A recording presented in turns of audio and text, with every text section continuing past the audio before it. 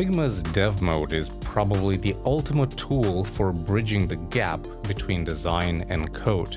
This allows developers to inspect a design file and get all the details and specs they need simply by clicking and hovering on objects. This is truly a game changer, and I'm here to tell you all about it.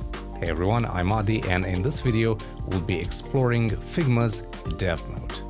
We'll start with a quick walkthrough where you'll learn the basics like going in and out of Dev Mode, marking frames as ready for development, using the measurement and annotation tools, comparing changes, and more.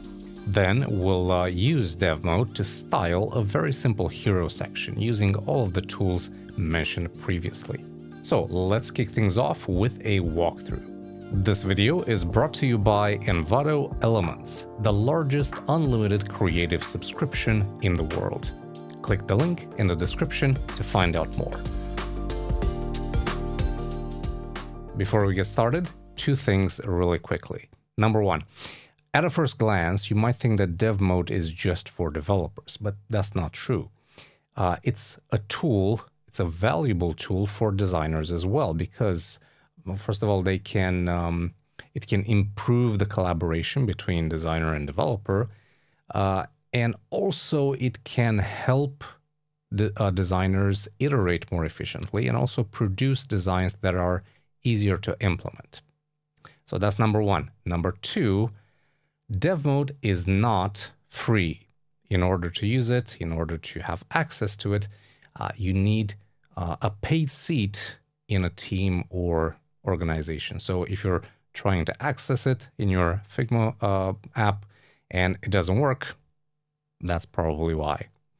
So with that said, let's see what Dev Mode is all about. So first of all, Dev Mode is like a browser inspector for your designs, and it sits in its own separate space in Figma, and it doesn't change or impact your design file in any way. Now, to toggle Dev Mode, the easiest way is just to go here in the toolbar and just click on it. Alternatively, you can press Shift-D, and this works on both Mac and Windows.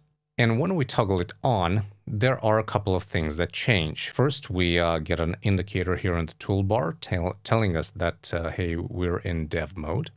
But also we have another section here in the sidebar with all of the assets that are ready for development. And a designer can toggle this on and off at any time by using this button in the toolbar. So you basically select the frame and you toggle this, and that's going to appear as ready for development. So whoever comes after you know that they can start working on that right away. And in my case, I have two assets here. I have this CTA button component, which is marked for ready for development, and also this hero frame. And we still have access to all of the layers, as you can see here on the left side, but things are different in the canvas and also in the inspector here. And one important thing to remember is that you cannot make any kind of changes while you're in Dev Mode. So you cannot, delete stuff, you cannot move stuff around. You can just select elements on the canvas. Now, speaking of the canvas, let's have a look at the global settings. So if we don't have anything selected, basically, if we go right here in the inspect panel, we can see that we have some code settings. In here, we can specify which language we want to use. So if we're developing a web app, then we're going to use CSS. If we're developing for iOS or Android, we can select from these options right here. And we also have an option to choose which measurement unit to use. If we're dealing with CSS, then PX or rem. If we're going to change this to Swift UI, for example, you can choose between PX and PT. Now, when you select an element, let's say this piece of text in Dev Mode, the Inspect panel gives you the following information. It gives you kind of a box model view of the text you selected, including the height of the element, and then various CSS options, because this is what we're working with, various CSS options that you can just copy and paste into your code. So for example, here it gives me the width in rems, and then for typography, it gives me the color, the font family, size, style, weight, line height, and so on.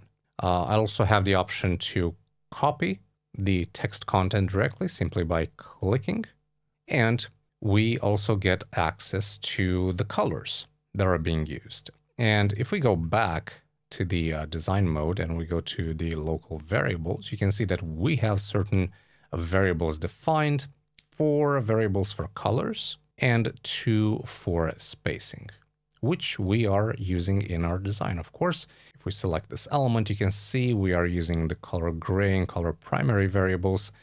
And for the gap between items, we are using the spacing-md variable. And of course, we have access to those in dev mode as well. So selecting back the text, yeah, we can see that the selection color gives us the name of the variable as well as a color code in the format we want. So we can choose between hex and we can click to copy that to the clipboard, RGB, HSL, HSB, and UI color. So that's for text. But if you select a different element, for example, a frame, we're going to have slightly different options here. We have a box model here telling us, you know, the border, the padding, the size, as well as the margin right in this case.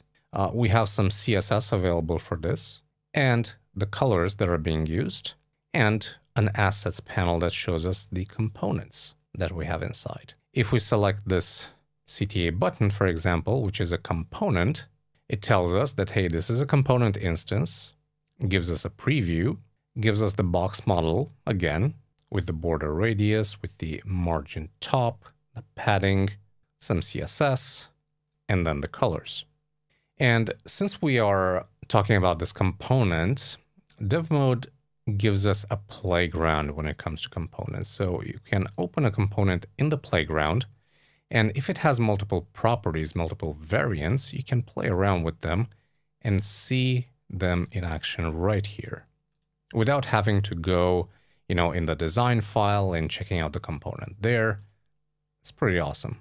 So when you're developing, let's say you're styling the default state, which looks like this, and then you want to know how the hover state looks like. You just select it from here, you see it, and you make the necessary changes. Now, apart from the very useful stuff that we see in the inspector, a lot of great information comes directly from the canvas. So when we select an element, we can see some information about it, like the width, the height. If we hover between 2 elements, we can see the kind of spacing we have between them. In my case, I'm using a variable, so that's what it's showing me. If I hover on this button, right, let me actually zoom in here. It shows me the padding inside the button in rems, because that's what I have selected. And again, selecting the button will give me the width and its height. Same thing here. If I hover on this, or if I select it and I hover a different element, it gives me the spacing between those 2 elements. It gives me the margin between the selected element and, in this case, the page boundaries. This is super, super helpful information. And if this isn't enough, DevTools gives us 2 additional tools we can use. The first one is the measurement tool. So you can go to the toolbar and select it from here where it says measure, or press Shift M.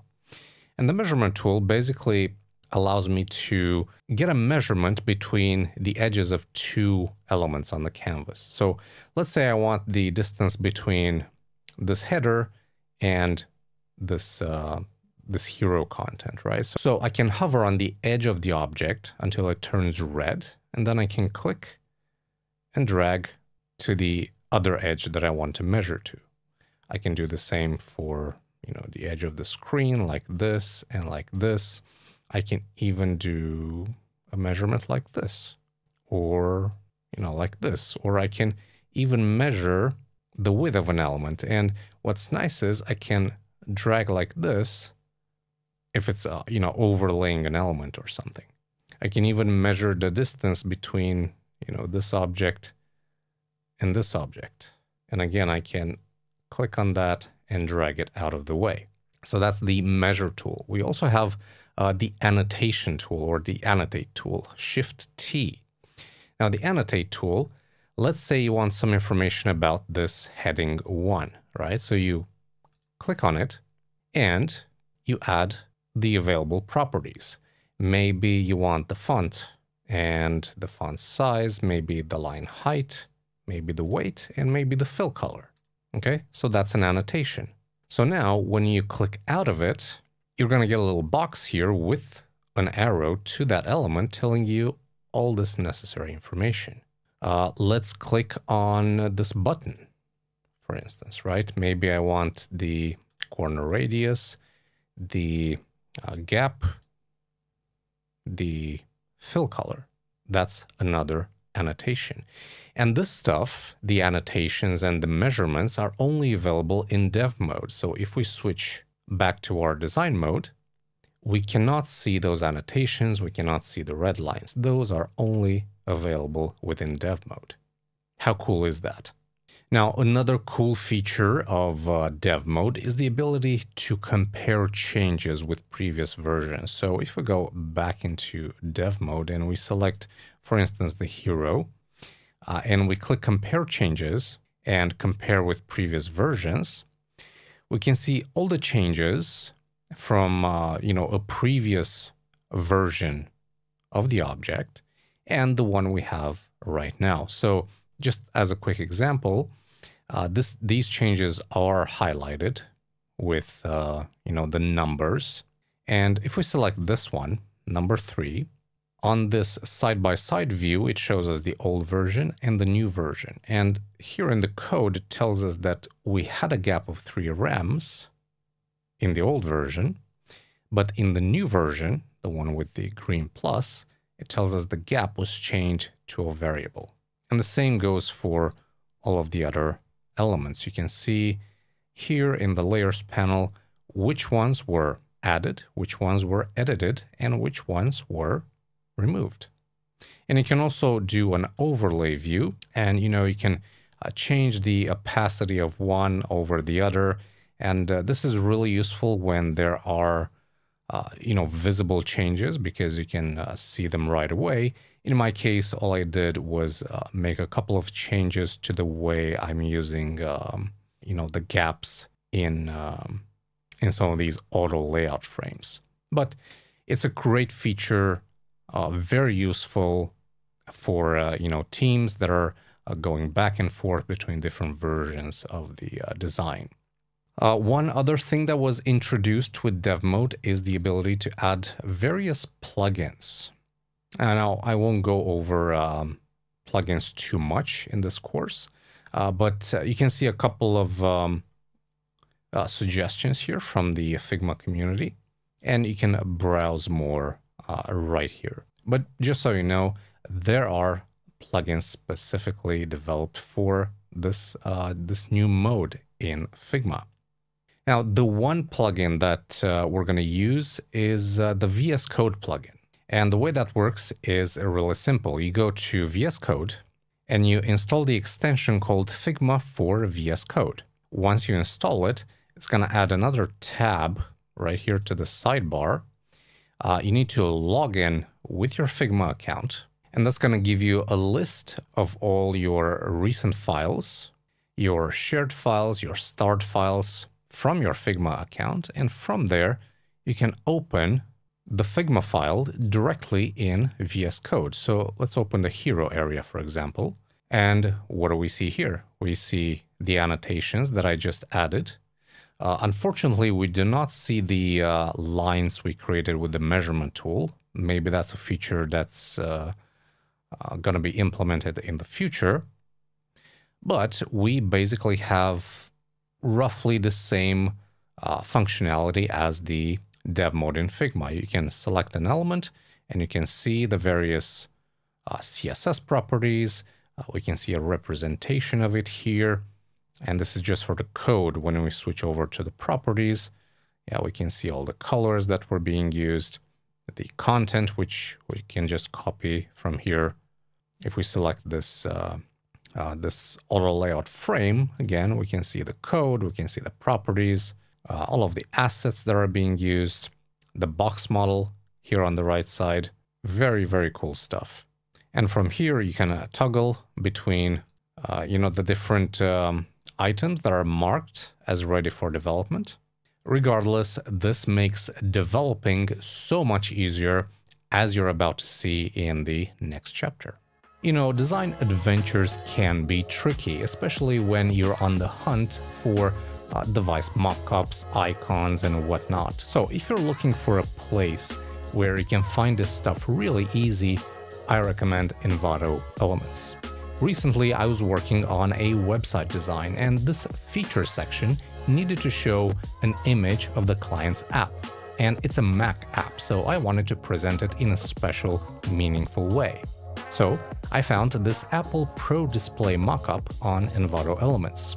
After importing it to Figma, I changed the image, then copied the whole thing in my project, adjusted the size and positioning, and I was done. Very simple, very fast. So check out Envato Elements for all sorts of digital assets. You need one subscription or unlimited downloads. For more info, check out the links in the video description.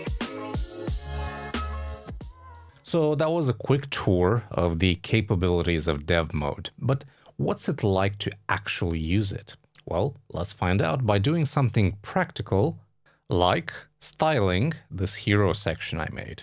So we'll be writing the CSS for this entire hero section by using Dev Mode. And before we get started, there's one important factor here. Dev Mode does not write HTML code for you. You have to do that yourself, or you could use a plugin that takes a Figma design and turns it into HTML code.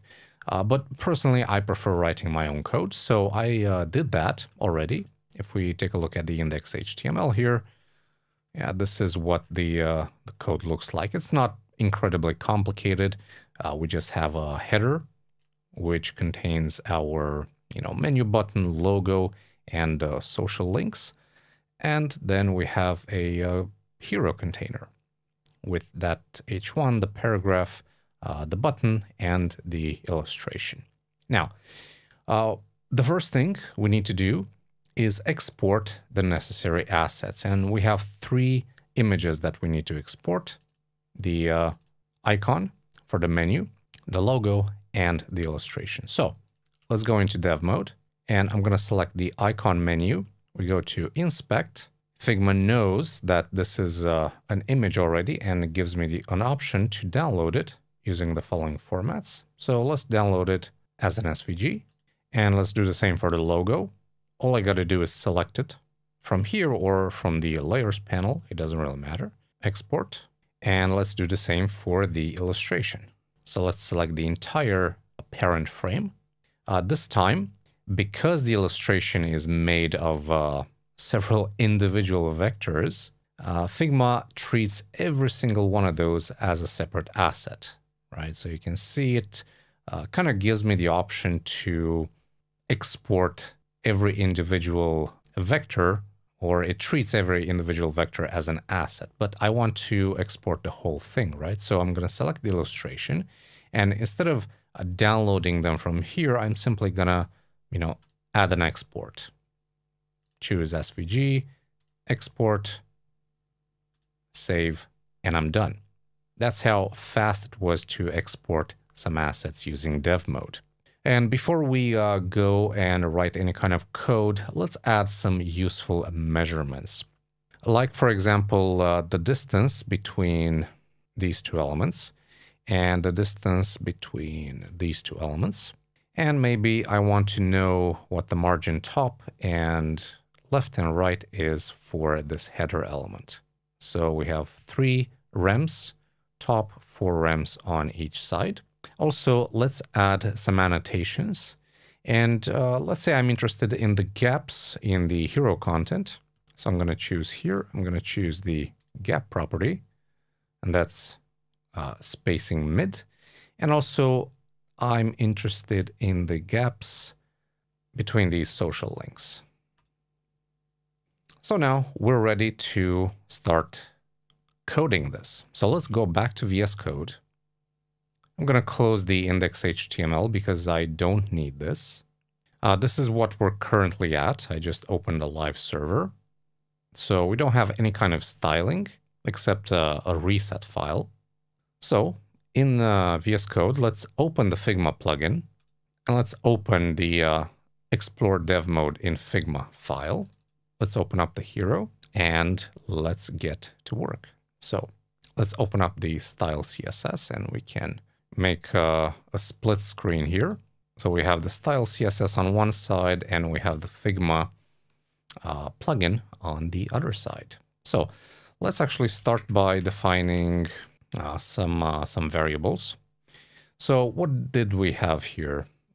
We had some colors, right? So for example, this color gray, let's select that, paste it in, and we can copy the hex code from here. What else? We have then the color primary, copy, paste. Let's do another variable for color BG, and that's going to be just white. And we also have some spacing variables, right? So we have a spacing MD, which is 3 rems, and we have a spacing SM right here, which is 1.5 rems. Nice. Next up, let's target the HTML. Let's also see what we got so far. And we'll start by defining some, default font sizing, font family. We can select the hero here, and we are using Lato. Lato, let's give a fallback to sans, and let's set a line height of 1.5, like so. Great.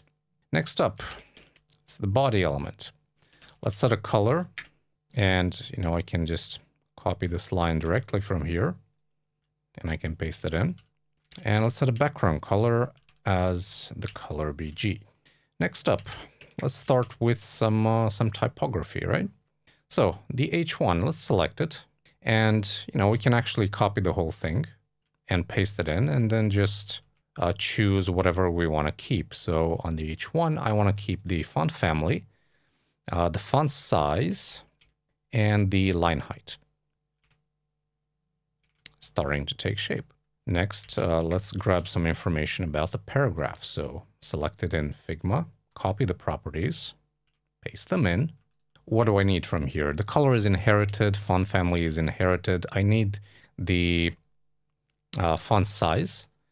I need the line height. And that's about it. Save. Okay. What about the anchor tags? The anchor tags are this one, or these, sorry, from the header. Let's actually make this a little bit bigger so we can see what we're doing. So select one of those, copy again. By the way, you can just copy individual properties. I find it easier to just click a button. So the color, yeah, I'm gonna keep. I'm gonna add a text decoration because it doesn't appear here in Figma. And let's see, we don't need a font family. I'm gonna keep the font size and line height. And also, I'm gonna add a hover state here where I'm just gonna change the color to the color primary. Awesome. Let's set some default behavior for the images. I'm gonna set a display block to these. And then let's move on to the header. All right, so let's zoom it out a little bit. So this is the header. You can see we are using display flex. So let's copy that, paste it in.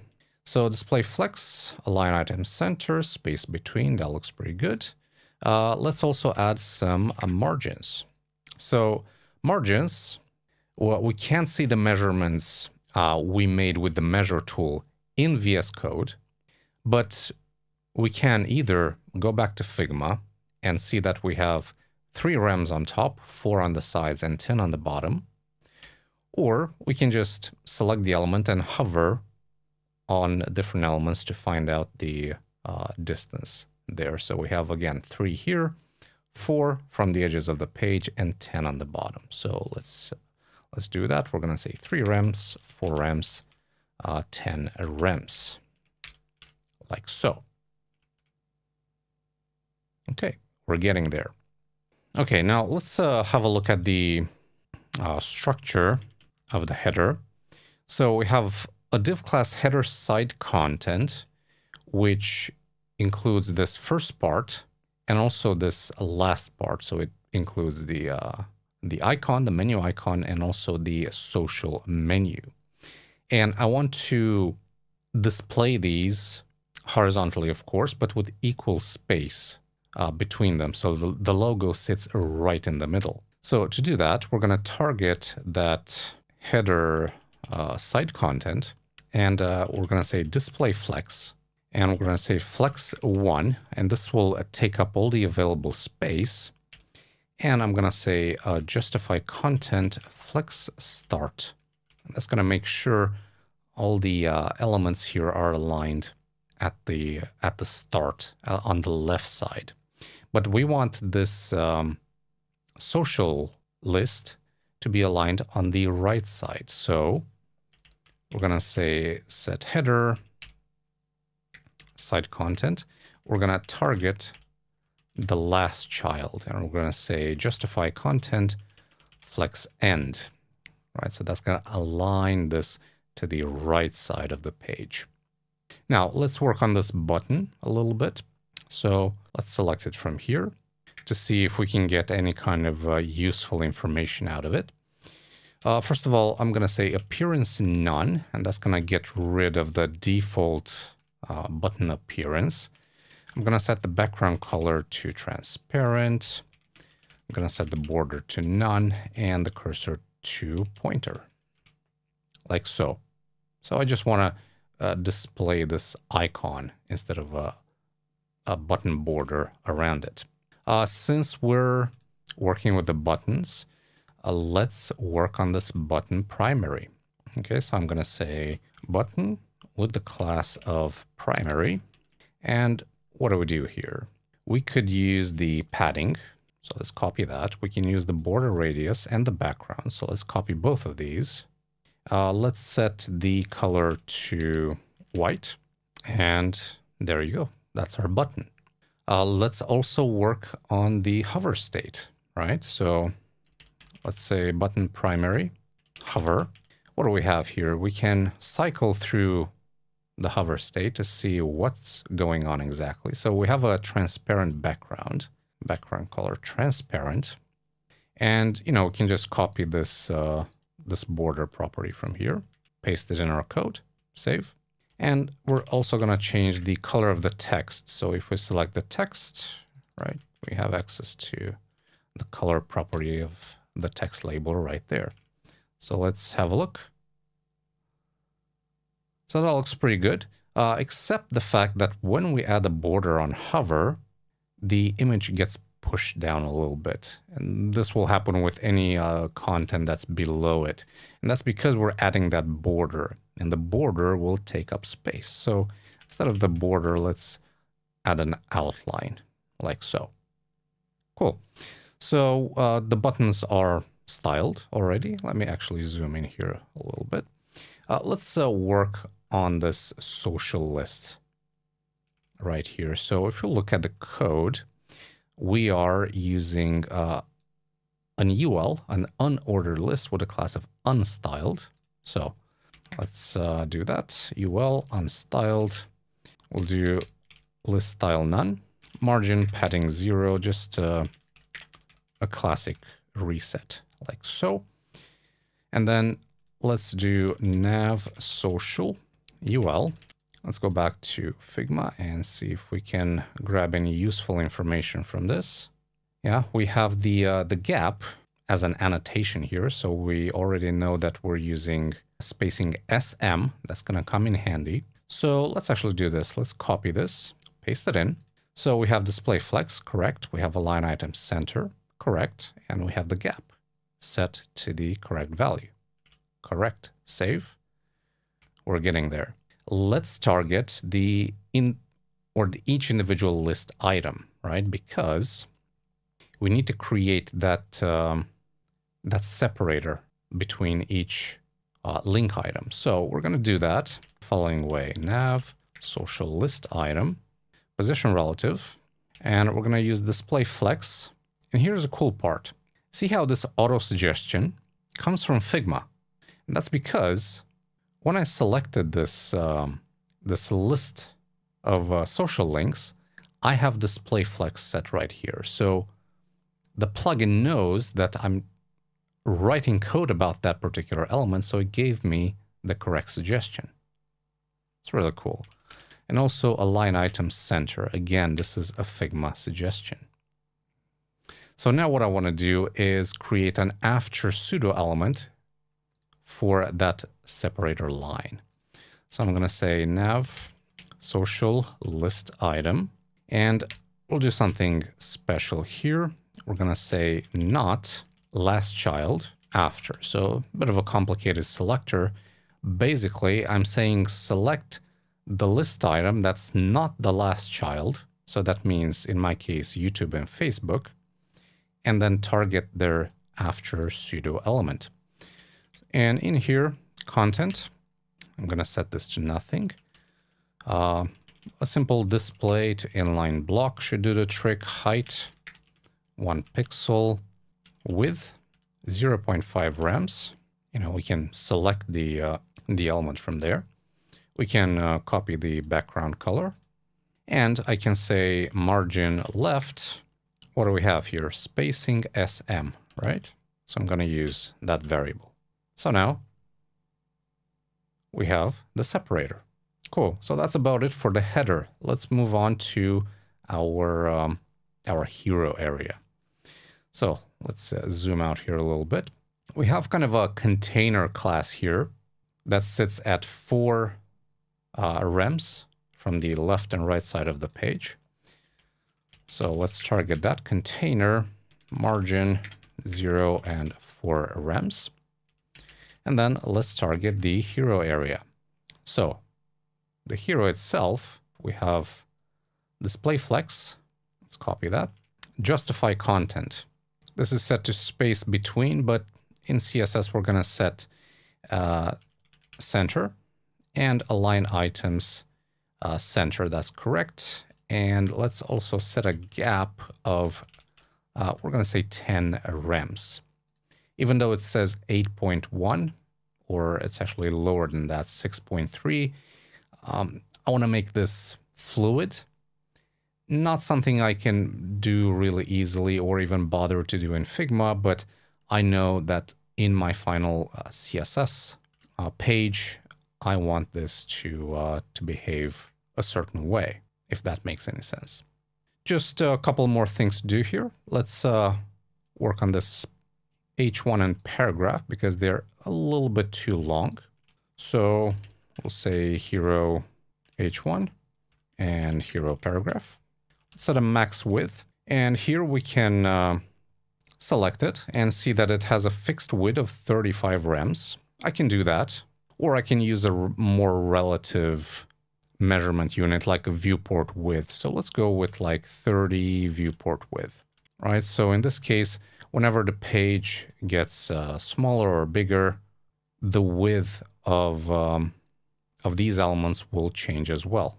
And let's add that the margin between them, right? So this is using spacing MD, but I don't actually have flex inside this this group here. So instead, I'm just going to use a normal margin bottom. So 0, 0, and then var spacing MD. That's going to be a margin bottom, like so. And finally, let's make the paragraph just a little bit smaller than the H1. So hero P, let's say the max width to, let's say 24 viewport width, like so. So that's it.